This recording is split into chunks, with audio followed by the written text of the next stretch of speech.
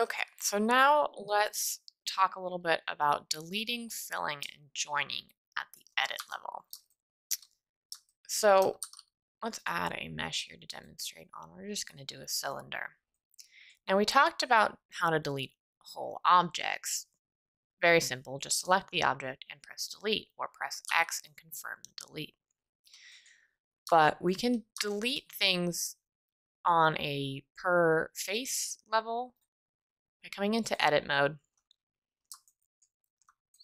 making a selection, and pressing X to pull up the delete menu. This also works by hitting the delete key, but it will still pull up a menu and you need to select what you want deleted. Now, the delete menu works regardless of what selection mode you are in. So if you wanted to delete the face, but you were in vertex mode, you do not need to come into face mode first to delete a face. All you have to do is select all the vertices that make up that face, press X, and delete from the menu. So obviously deleting vertices will delete all of these vertices, which will delete any faces and edges that were dependent on those vertices. Deleting the selection by the edges will delete only the edges and any faces that were dependent on those edges.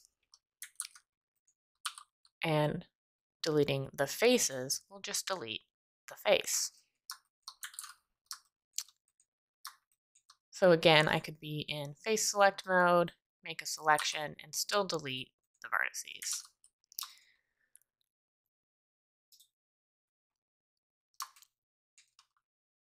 When you pull up, you make a selection and you press X or delete to pull up the delete menu, you'll notice that there's some more options here. You can play with some of these to see what they do, but I want to talk about what a dissolve is.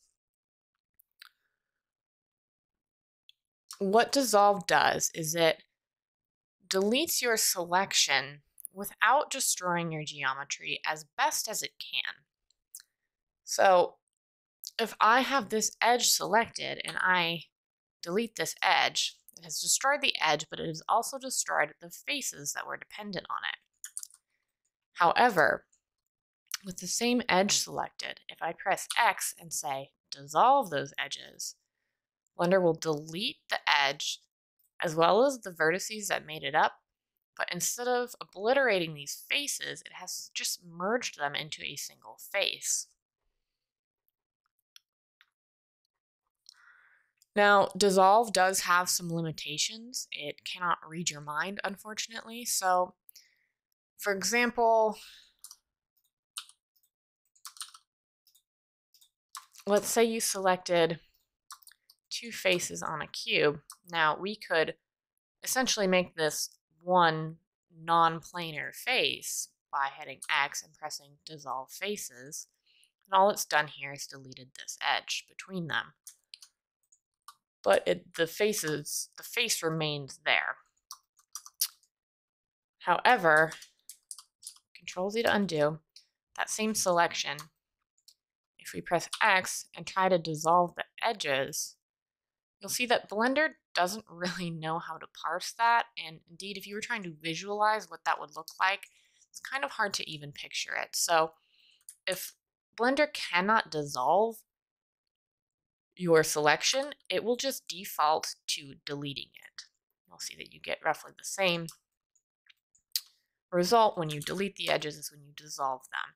So it's just something to bear in mind. Dissolve does have some limitations and it is not perfect, and just know that if it cannot dissolve your selection, it will default to deleting it.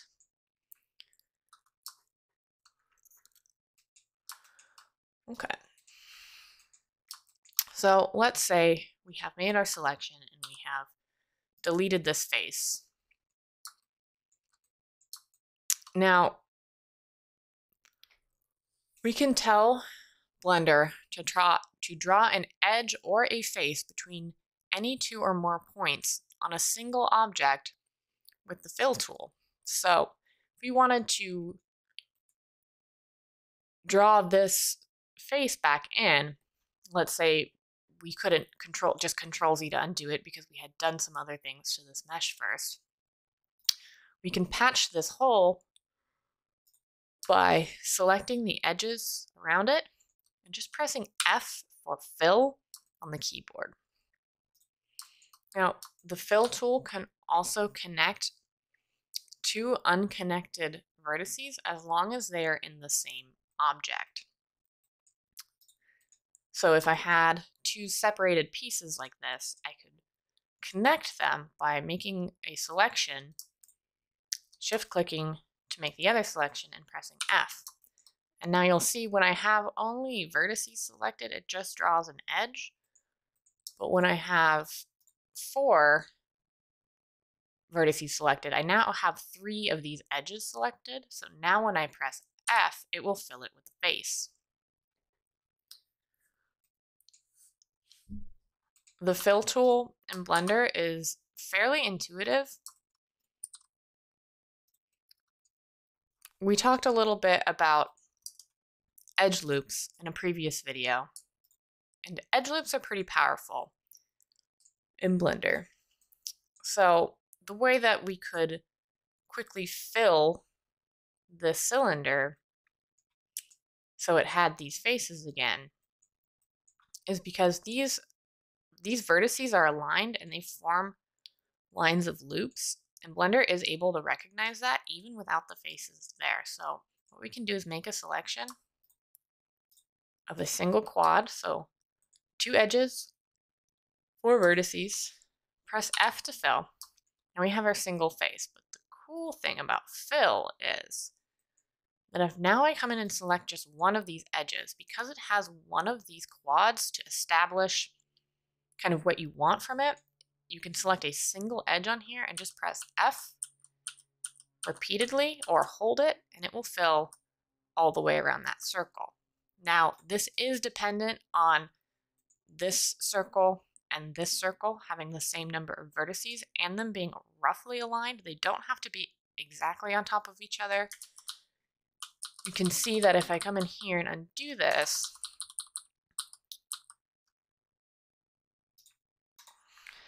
even if this is twisted a little bit, it should still fill properly because they have the same number of vertices. Now, with fill, you can also select a single vertex along the edges of a hole in your mesh, and if you press F, it will fill it with a triangle. And if you press F again, this triangle will be closed.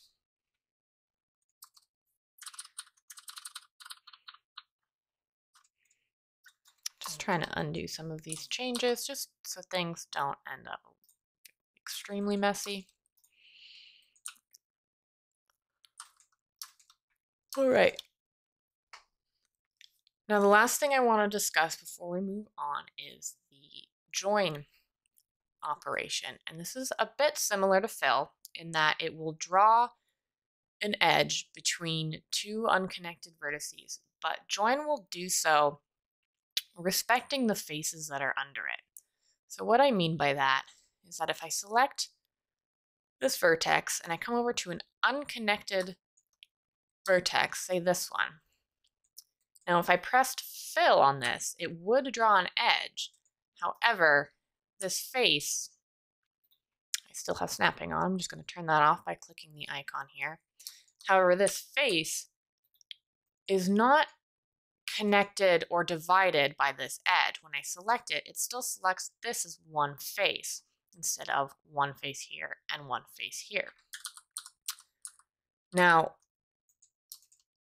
if we wanted to split this face, we can do so by making our selection, and instead of using fill, we're going to hit J to join them.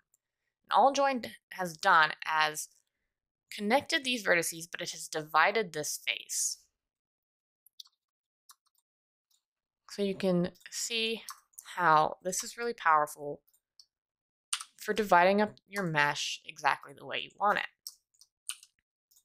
And of course, using some of our other tools, you can get complex shapes. Okay, so that is going to wrap it up for the delete, fill, and join operations. In the next video, we're going to start talking a little bit more about loops and how to add edge loops to existing geometry.